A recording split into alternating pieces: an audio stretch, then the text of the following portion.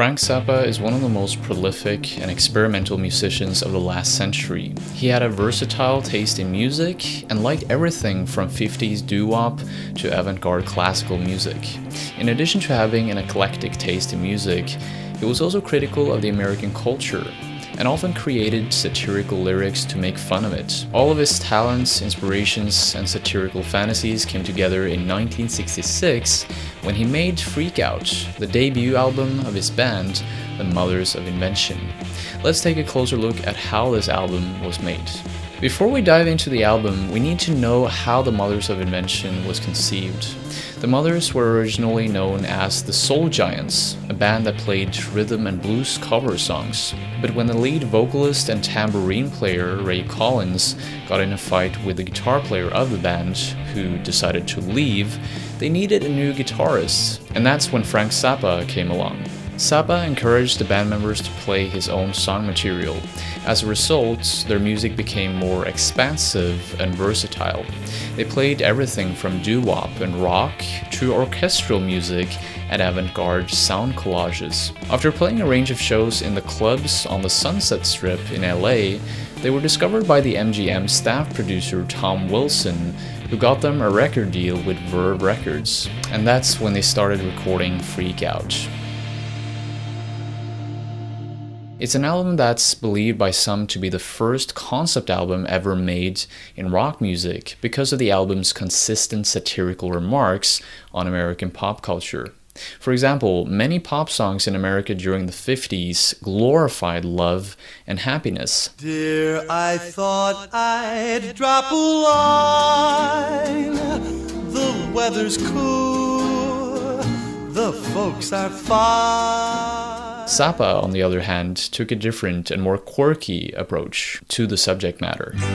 A year ago today was when you went away, but now you come back knocking on my door, and you'll say you're back to stay, but I say, go cry on somebody else. Zappa and the Mothers didn't only tackle love from a different angle. In Trouble Every Day, Zappa expresses his controversial personal view on racial segregation. Hey, you know something, people? I'm not black, but there's a whole lot of times I wish I could say I'm not white. You could also find some really pessimistic lyrics, like in the song I'm Not Satisfied. But despite of all of the pessimism, the song is quite upbeat and weird, which makes it one of the most ironic songs on the album.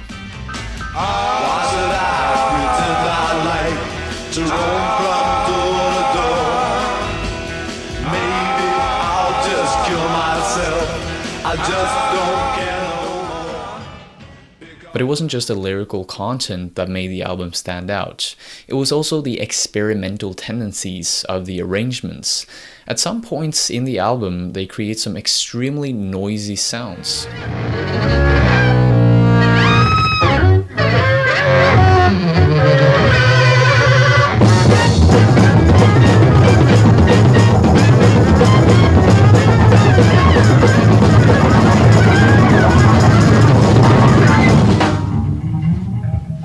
You also have the avant-garde arrangements of songs like Help, I'm a Rock, and The Return of the Son of Monster Magnet. These are songs that would set a benchmark for the experimental nature of the Mothers' future albums. In a 1968 article written for Hit Parader magazine, Zappa wrote that when producer Tom Wilson heard these songs, he was so impressed that he got on the phone and called New York, and as a result, Zappa got more or less unlimited budget to create more music. By the time Freak Out was edited and shaped into an album, Wilson had spent $25,000 to $35,000 of MGM's money. In Hit Parader magazine, Zappa wrote that Wilson was sticking his neck out. He laid his job on the line by producing this album.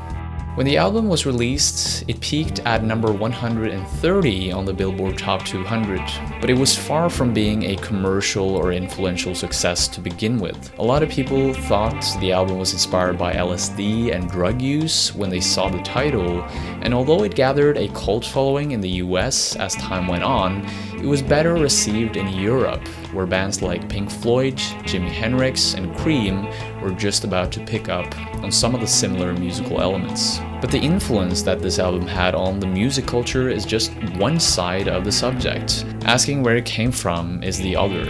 And for the people who own a copy of this album, it's actually a pretty simple question to answer. When people buy the album, they will find a list printed on the inner part of the album sleeve, and it's a list of 179 people that had influenced Zappa in one way or another to create the album. Some of them were quite obscure, others very familiar. By reading the list, we find out that he was very inspired by classical composers of the last half of the 20th century, such as Arnold Schoenberg, Igor Stravinsky, Edgar Varese, R&B acts like Hank Ballard and Richard Berry, and doo-wop bands like the Penguins, the Coasters, and the Cadillacs.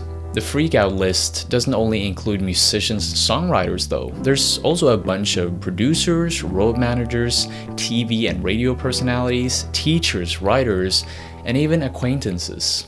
Basically every single person that influenced him in one way or another to work with music. Because of this list of influences, a lot of people see Zappa as an organizer, a person that puts a variety of pieces together with a clear intention behind it. According to Rolling Stone's senior editor David Frick, when Zappa organized Freakout, it became a major influence on the Beatles' Sgt. Pepper's Lonely Hearts Club Band. Paul McCartney even regarded Sgt. Pepper's Lonely Hearts Club Band as the Beatles' version of Freakout. In return, Zappa criticized the Beatles as he felt they were only, quote, in it for the money, a statement that would later become the name of the Mother's third album. But anyways, going back to Freakout, there's one last thing to mention about the album. If you were lucky enough to see the Mothers play live, then you've probably witnessed a different version of this album. A big part of Zappa's talent is rooted in improvisation, which might explain the spacious nature of songs like Help, I'm a Rock, and Monster Magnet. There are examples of songs that could easily be rearranged and reinterpreted by a live band. In general, there's very little barriers to how the album would be performed, which made every single live show a unique experience for the audience, and maybe even a more complete experience. You see, Freakout was never completely finished. In a radio interview in 1967, Zappa is heard complaining that the version of Monster Magnet released on Freakout was in fact an unfinished piece.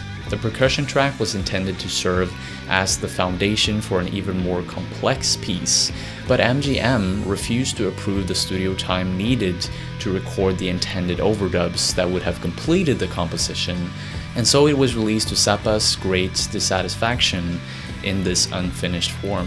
Despite the album not being finished, it's still something that broke through a lot of barriers, both politically and musically. It has also made bridges between contrasting genres, ending up inspiring many musicians to come later down the road. And I'm very glad I'm here to experience the clash of this man's talents, his inspirations, and his political satire. And if you want to experience the same thing, then you know where to get it. Make sure you check out this album.